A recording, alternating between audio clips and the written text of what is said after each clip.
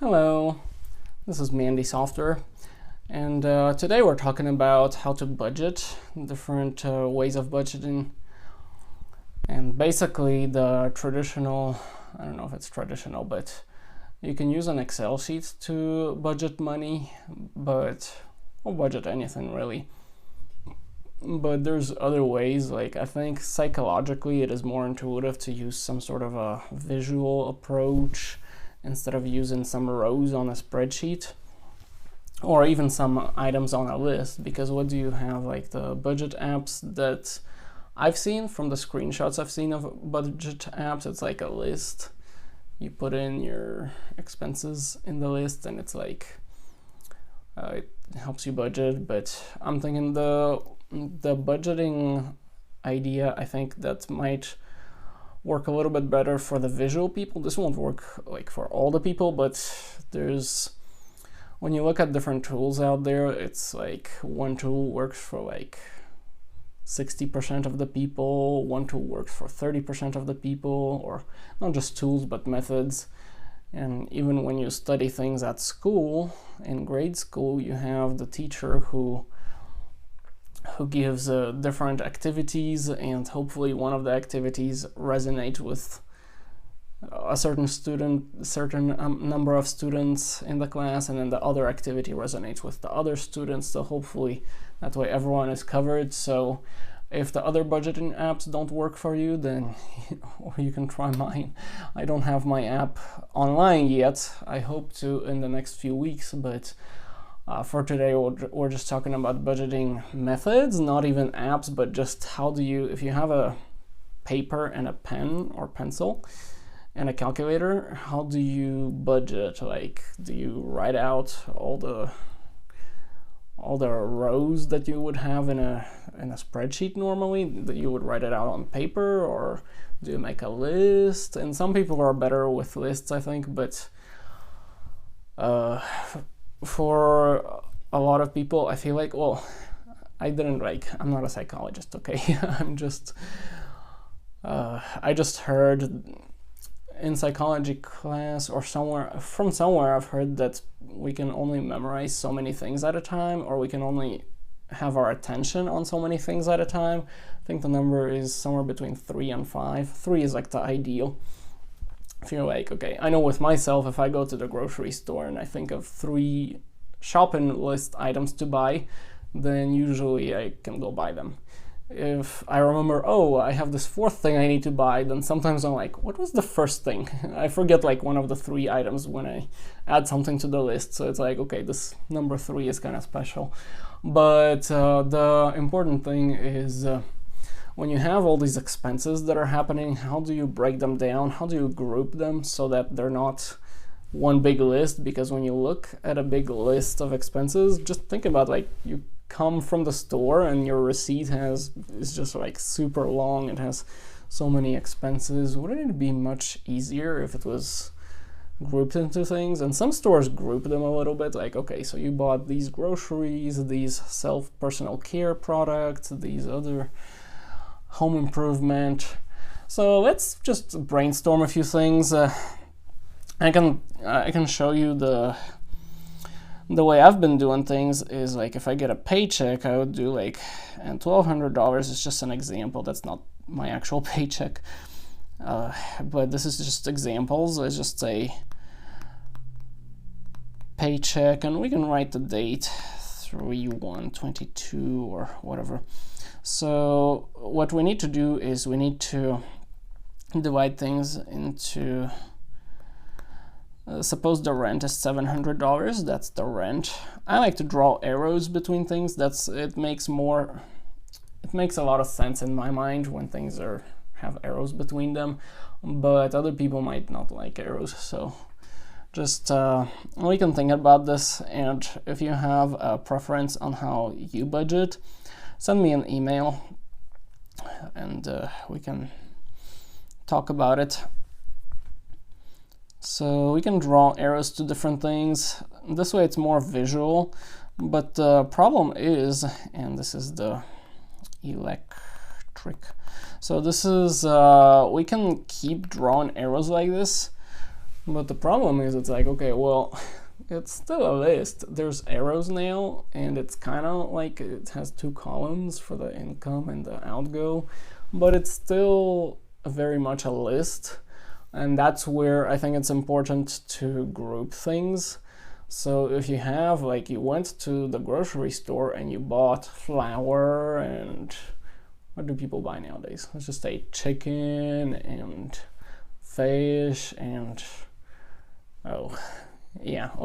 just whatever. You can think of the list of items that you bought. It doesn't have to be like, you don't have to put every single item. So first of all, what I've been doing when I budget is now some people might tell you, it's like, oh well, you got to track, like you bought a $1 salt shaker, you need to put that in the budget so that you know that that's how much money you spent on salt.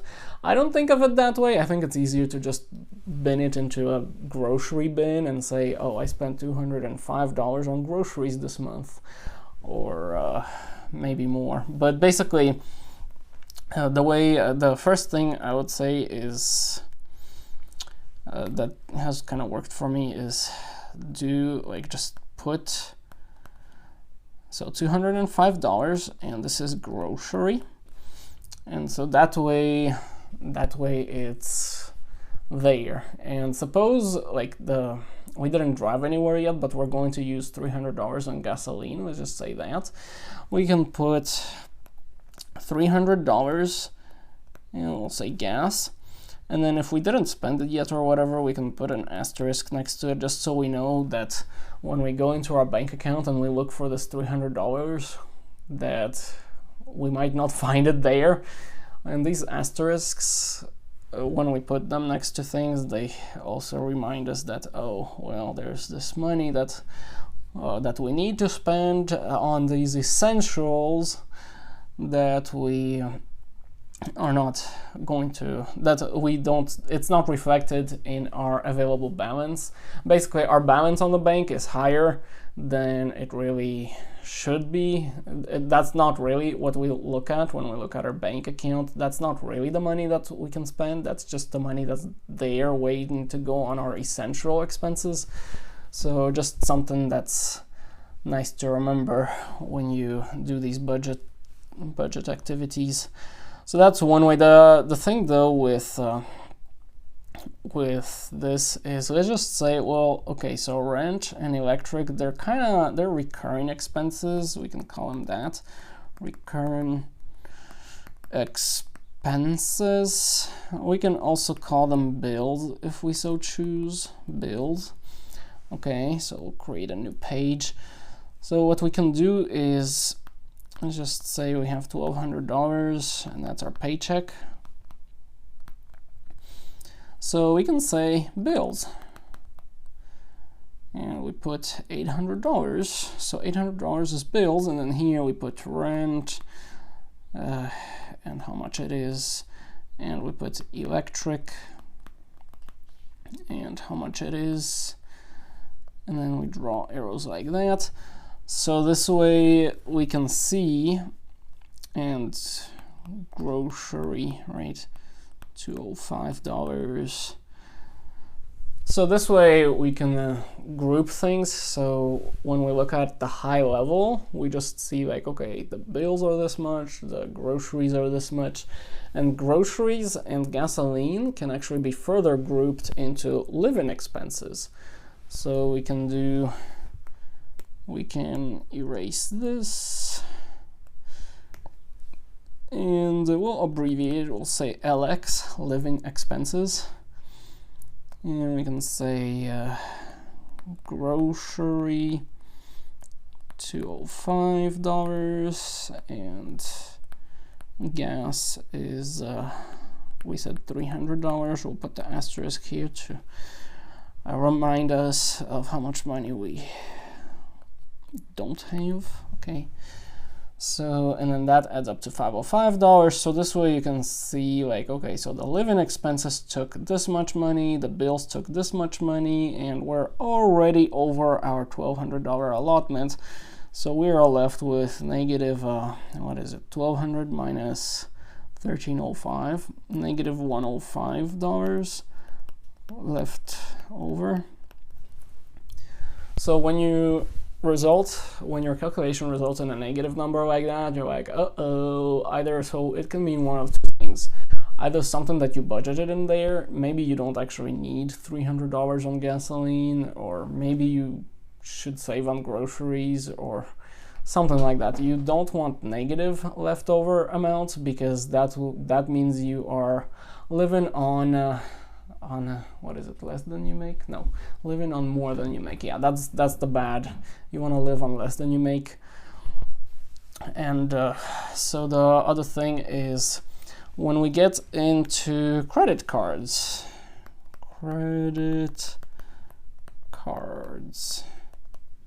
well, is there room for credit cards in this type of plan to budget? There more or less is, but that's the thing with some people. They get a credit card, they're like, okay, this means I can spend money that's not mine, and my money can be in the bank, and I can just spend money, right?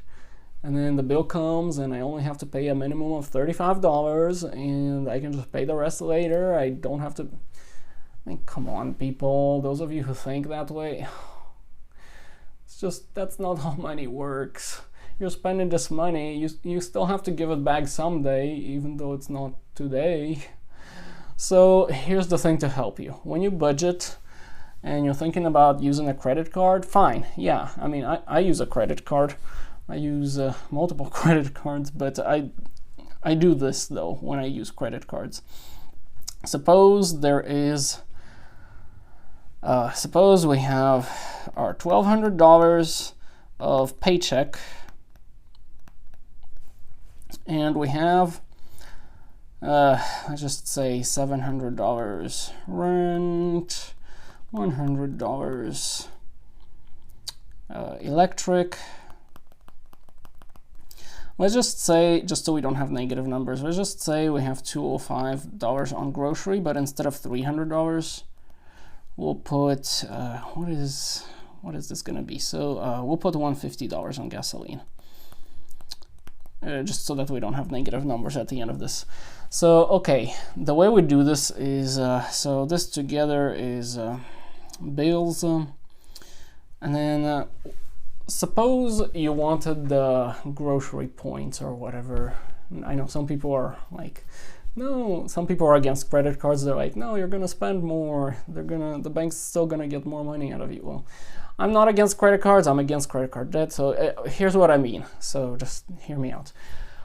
When you make a budget, you still budget what you're gonna use with the credit card. You just, when you use the credit card, you don't look at the limit, the credit line limit that you have. You look at your budget instead. You don't let them tell you how much to spend. You yourself tell yourself how much to spend. And here's what I mean. When you look at this, you're like, okay, so $800 is gonna go on bills. I have $400 left over. So $400 can go on stuff like this. Well, you know, however much left over, you know, approximately. Drew a little squiggly to say approximately. So $400, and then we're like, okay, so this month I have this much left on to spend on gas, this much to spend on groceries, and I can use the credit card to pay for the groceries, but I'm only going to buy as much groceries as is within my budget, that is within my paycheck. So that way, whenever, and you can wait for that credit card statement to come and then pay it, or you can just pay it right away, or just whatever you choose to do. I like to do it in like, I never like to wait for the credit card statement. I just log in online and I click pay, so that when my statement comes, it always says 0. I still get the points. It doesn't have to make it, whatever you spent doesn't have to make it onto the statement in order for you to get the points, at least with the cards I've tried so far. But this way you are only spending what you have and what you specifically want yourself to spend, not what the bank tells you you can spend. And so that's what you have here. And the way you can do this, we will, let's just rearrange this a little bit. So we make a note for ourselves. We're like, okay, so $400 left over. And we can spend that on groceries and gas. So that is, we're going to put groceries and gas. Let's just say we have a credit card. And we will use it to pay for gas and groceries. So $205 is grocery. And what did we say? $150 is gas. So like this, and you can put the specific items you bought if you want, or you can just put 205 just like this.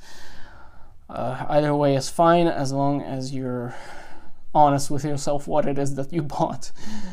Yeah, one of the things when you go to the store, it's like, you're like, oh, here's a board game I want to buy. I'll just call it a grocery. I'll put it in my grocery budget. That's not really a smart thing to do. Yeah, and I've bent the rules a little bit with myself, but it's nothing to be proud of. And I can tell you a good example of what I did. Like, there was a board game I wanted to buy, and I'm like, I have this miscellaneous cash lying around. I'm not gonna use my grocery card for this. And by the way, nowadays I use a debit card for my groceries. I don't use a credit card that much for groceries. Same thing for gas, unless I'm traveling, because when you travel, it's like, want to be extra safe. But so yeah, it's like, I'm not gonna use my be it a debit card or a credit card, I'm not gonna use that's for the groceries. I'll just use this miscellaneous. And I think it's okay to keep a miscellaneous item in the budget, like $50 a week or something like that. So that's that, just as long as you're honest with yourself. And then when you have like, okay, so you can do this calculation. This is going to be $355, and that's what that is. And then you draw the arrow that way. And then if you do label them, let's just say on 305 you bought the groceries, or if you bought multiple groceries, I would put the date of the first grocery that you bought, just so that you know that that's the date when you started using this money. That's 205. So whenever you start using the money, that's where you put the date. With credit cards, it's a little bit, because you go through the credit card, it's still your paycheck money. For those people like who still don't get it, when you use a credit card, it's still money that you're earning. It's it's not like, it's not just magically appearing money out of nowhere. So, but yeah, this money comes from your paycheck to the credit card and then to your groceries, or maybe the other way around, to the groceries, then to your credit card. It's like you're playing dominoes or hold or whatever it is you're playing. And then if you do put a date here, I would put the date on which you paid the credit card. So let's just say on 3/20 you plan to pay this credit card. And if you haven't paid it yet, then you can put an asterisk saying that, hey, I haven't paid this yet, but don't spend this money, this is for that. So that is the idea. When you make a budget, you want to make sure that every expense that you're going to have and that you did have is accounted for. So that way, when you look at your account balance and you have $5,000 on your bank, like, that does not tell you anything. That doesn't tell you that you owe $4,500 on whatever and $300 on whatever, and that you only have $50 left after all those expenses. Like, you need a budget in order to know how much money you actually have, because otherwise you can get in trouble. And so when you have this situation, so that's the story with credit cards. And then let's cover the essential expenses. Essential expenses. And Dave Ramsey talks about these quite a bit. And those are food, shelter, clothing, transportation, and utilities. So when you talk about food, we're obviously talking about food that you need to eat, like to be healthy. I would not recommend eating just noodles every day because that's not healthy. You'll probably spend more money on medical bills eventually if you do that to yourself. So go ahead and buy healthy food. It doesn't have to be like super organic or anything, although you can if you want, if you can afford that, but that's what we mean by food. And then shelter would be your rent or your mortgage payment or whatever it is that you need. Now, there was one caller onto Dave Ramsey's show who lived in her car, and Dave Ramsey's like, why don't you rent a place? Yeah, so it's not, you don't need to go extreme with shelter either. I probably wouldn't live in somebody's, you can if you want, somebody's garage. Like some of the neighborhoods, maybe a neighborhood isn't super safe or something. I don't know that I would live there, but I don't want to like overspend on housing either, because I know some of I live near a big city. I live near Nashville, but I don't live in Nashville because that's expensive. I live like about an hour from Nashville, and it's affordable out here. So that's a good example. Like, yeah, if you can work from home, for instance, work from home. That way you can afford some apartment that's farther away from the big city so that you don't spend as much on this. But you definitely do need to budget for it, because when you have like yourself living in a tent or in a car, that ain't good. And then clothing, well, I mean, I think you get the idea.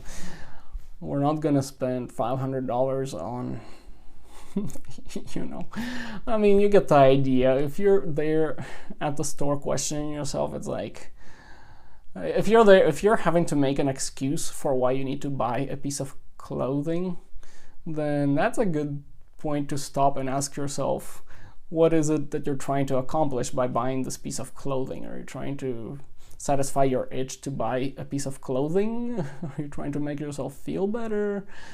Just be honest with yourself, because in the end, even if you're not honest with people around you of why you bought a certain piece of clothing, like, well, you're the one who's gonna have to face the consequences, because it's your money that you spent. Even if you use the credit card, it's still coming out of your paycheck. So yeah, just remember that. That's clothing. And then transportation, utilities, I think it's self-explanatory. Transportation would be like your car or bus pass if you ride a bus, bicycle if you ride that, or gas, oil changes. Don't skip on oil changes because they're cheap, and with them you avoid lots of expensive car repairs. So yeah, kind of like with health, if you live too cheap that you sacrifice your health, you end up paying more money in medical bills. Well, if you're too cheap with taking care of your car, well, you spend a lot of money on repairing your car. And I guess the same thing about the type of car. Like, I have a 2004 Toyota Sienna, and it does very well. I change the oil at least every 5,000 miles, and I mean, it's a very reliable car from what I know so far. And so, like, if you get something like that, it's old, it has lots and lots of miles on it, but it does the job and it seems reliable, then that's good for you. Yeah. And then utilities is obviously things like water, sewer, electric, whatever you pay for there. So those are the expenses. And then as far as doing the calculations, you can do them.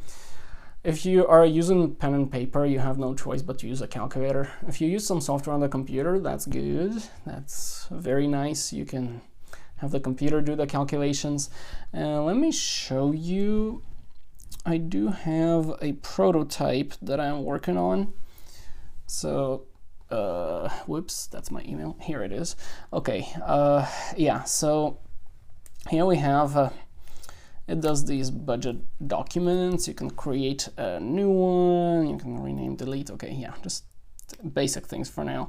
So here we have, right now it looks very ugly, I know. So here I did an example of a $1,200 paycheck, and we start with 99 cents just because that's what 99 cents was the leftover from the previous month. So it takes the leftover from the previous month, it gives you that to start with this month, and then here it is. Like, so if I click on this, it'll show you, see how the, and I'm sorry, this is so many input fields. I'll get rid of these.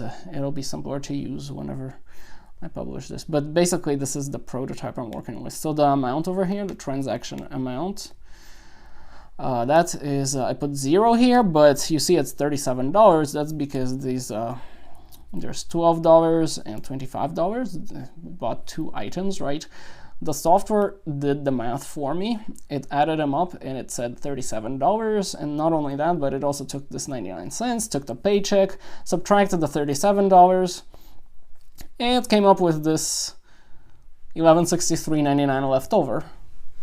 So as you can see, this prototype software that I have, it does the calculations. It still doesn't do a lot of things, but at least it does that. All of us just love doing like the cents calculation. $1163.99, yeah. Yeah, so it's nice if you can have software do that for you. So yeah, well, let me know what budgeting, either software or methodology. I'm more interested in the methodology, like if you have a pen and paper, if you draw a chart, or if you use a list, or is it a spreadsheet. I'm just curious what people are using, and I know, like, I'm using the system that I showed you just now, but there might be, maybe there's hints, tips, tricks, and things that we can do, and I do hope to get a prototype of this app published at some point in the next few weeks. It's been, this prototype so far has been helping me do my finances, personal finances so far. And hopefully it would be very nice if it could help other people too. But yeah, let me know what y'all think, and thank you for watching, and we'll see you next time.